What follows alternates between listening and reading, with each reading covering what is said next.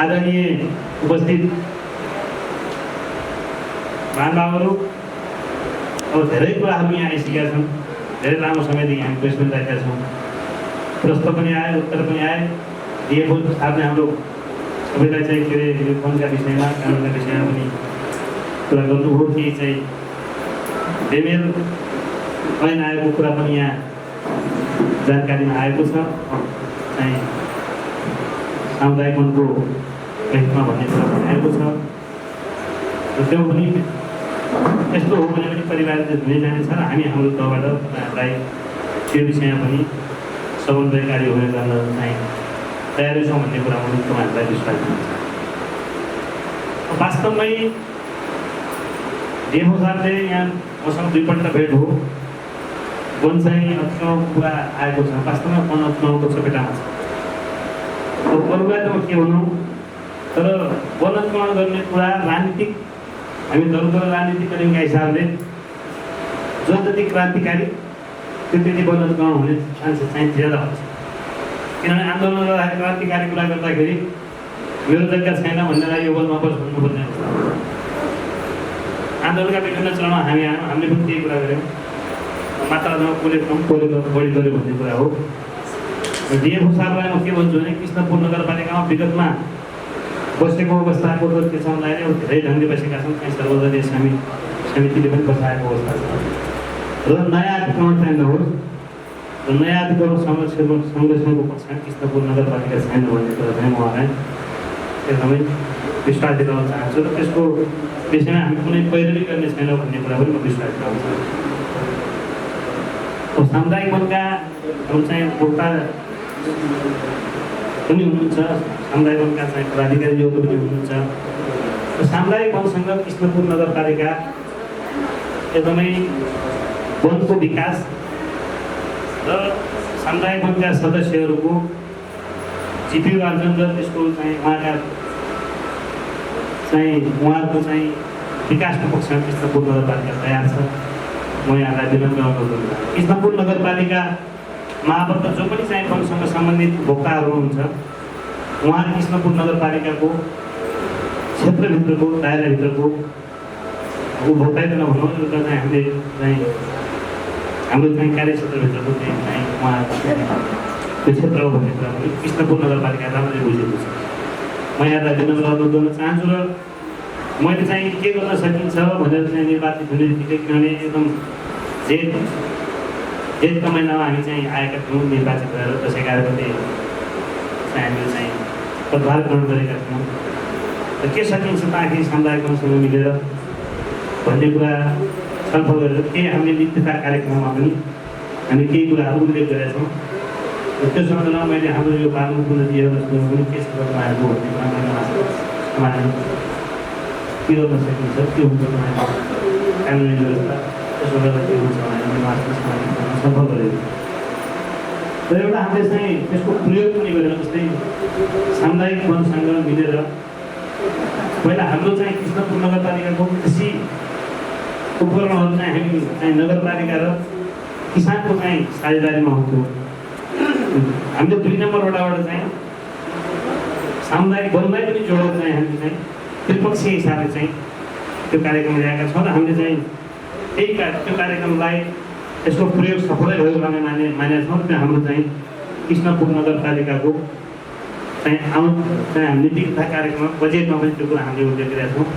हाम्रो भण्डारीजी हुनुहुन्छ यो वीरेन्द्र सामुदायिक वनको, उहाँहरूले चाहिँ एकदम उत्कृष्ट ढङ्गले चाहिँ त्यो वितरण गर्नुभएको थियो वार्ड नम्बर 2मा। मेरो आउने चाहिँ चाहना हुँदाहुँदै मेरो व्यक्तिगत कारणमा आउनु पाइन।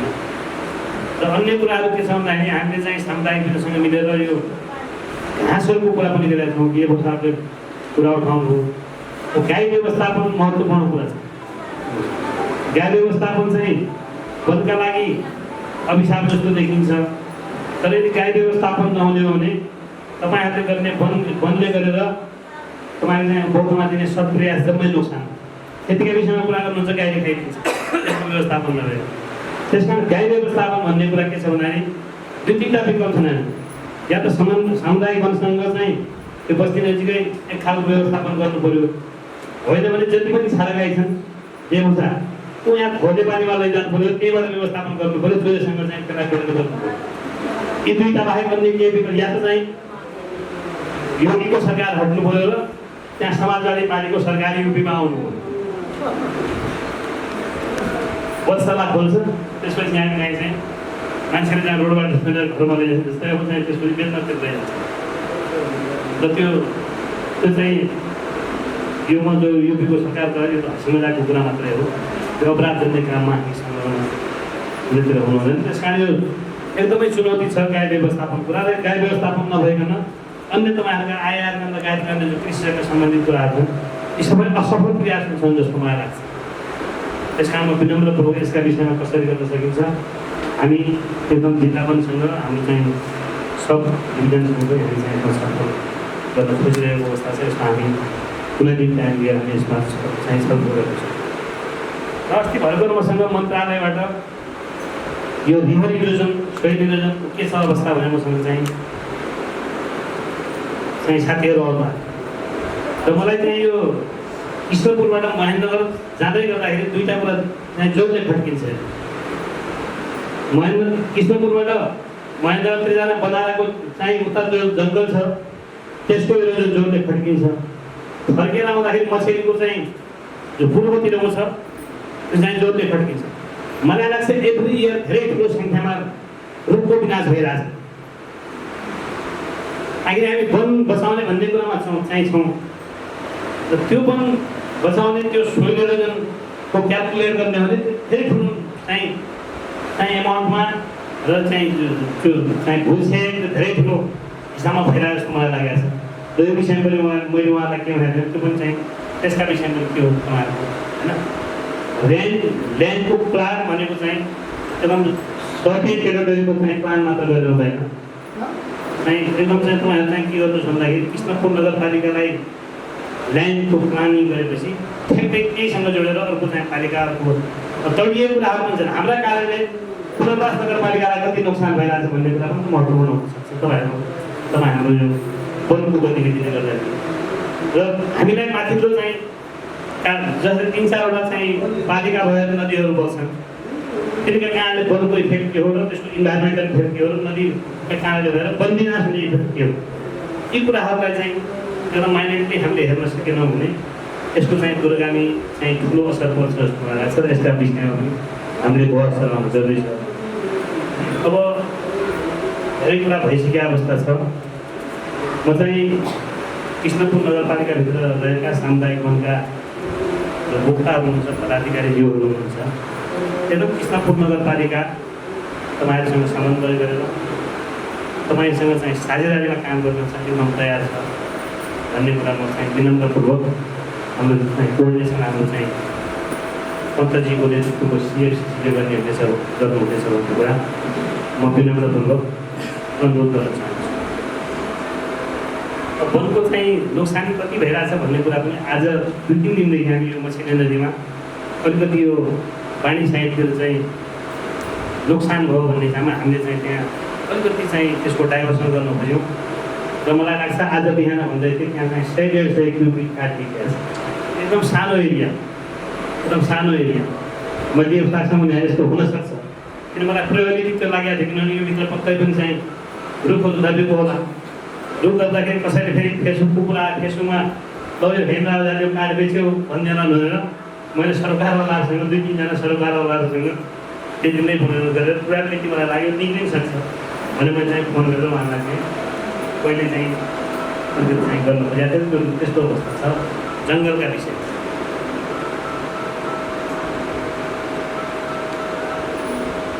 र मैले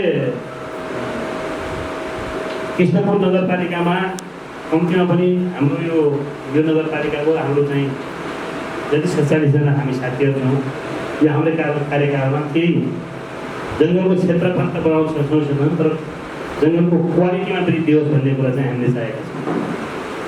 यो समन्वय समितिले अलिकति समन्वय गर्ने कुरा चाहिँ अलिक राम्रो ढङ्गले गरोस् भन्ने पनि मेरो चाहिँ के अरे चाहिँ तपाईँहरूले छलफल गर्दाखेरि तपाईँहरूले केही विशेष अधिकार लिएर सामुदायिक वनलाई कारबाही गर्ने खालको चाहिँ तपाईँहरूले कुरो गर्नुपर्छ जस्तो लाग्छ।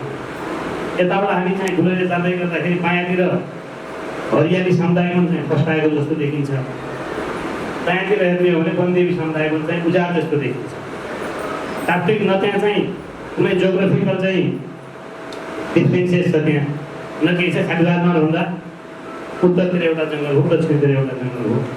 त्यस्तो अवस्था भएको कारणले यो विषयमा पनि समन्वय समितिका साथीहरूले चाहिँ तपाईँहरूले यो नेतृत्वले यो समितिले चाहिँ त्यसमा पनि ध्यान दिनेछ भन्ने कुरा म विनम्र अनुरोध गर्न चाहन्छु। र मैले चाहिँ केही दिनदेखि फिल गरिरहेको बाँस चाहिँ उपलब्ध अब जैविक हाम्रो चाहिँ कृष्णपुर नगरपालिकाको चाहिँ पूर्वमा पनि नदी सिमाना, पश्चिममा पनि नदी सिमाना, नदीको वरिपरि जङ्गल र चाहिँ जङ्गल पनि नोक्सान हुने, भूक्षय पनि हुने, सोइल इरोजन, रिभर इरोजन हुने भएको कारणले जैविक तटबन्धन बनाउनु भनेको भन्दाखेरि बाँसको अभाव हो। यद्यपि हामीलाई गोलाबारी सामुदायिक वन, गणबिता सामुदायिक वन, जैविकका साथीहरूले केही सङ्ख्यामा बाँसको सहयोग गर्नुभयो, त्यो पर्याप्त हुन सक्यो। र मैले हिजो चाहिँ त्यो हाम्रो चाहिँ हरियाली सामुदायिक वनभित्र चाहिँ कम्तीमा 10 कट्ठा चाहिँ किन बाँस नलगाउँछ नगरपालिकाले, कम्तीमा बाँसको पर्याप्तता पनि हुन्छ। त्यसले गर्दाखेरि चाहिँ जङ्गलमा नगरपालिका योगदान पनि हुन्छ भनेर त्यहाँ हामीले 10-12 कट्ठा जग्गाको चाहिँ त्यस्तो स्याम्पलिङ चाहिँ हेरेर हाम्रो चाहिँ भित्र भाइ पनि हुनुहुन्छ, यहाँ अगाडि हुनुहुन्छ, उहाँहरूको टिकालाई दिनुहोस् न त के गर्नुपर्छ हामी नगरपालिकाले। कम्तीमा चाहिँ एउटा सरकारी हुन्छ त्यहाँ हाम्रै कार्यालय पनि बाँस उपलब्ध हो, अरूलाई पनि उपलब्ध हुन सक्छ, त्यो भए पनि राम्रो हुन्छ। हामीले नगरपालिकाले चाहिँ को योगदान त्यो बाँसको उत्पादनसँगै नगरपालिकाको इरोजनमा योगदान हुनसक्छ भन्ने मान्यताका साथ चाहिँ हामी गएको छौँ। छिटै चाहिँ हामी त्यो काम गर्नेछौँ।